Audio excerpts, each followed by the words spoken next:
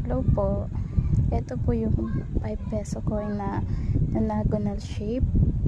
Pero may nakita lang po akong kakaiba sa kanya. Dahil sa kabilang side is makapal. Tapos sa kabilang side po is manipis siya.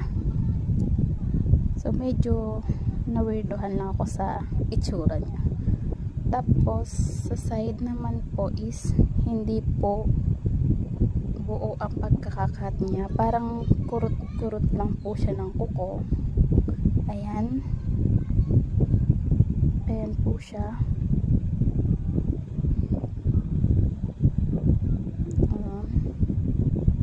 Kita niyo po ba? Ayan. Then ito po yung sa likod niya.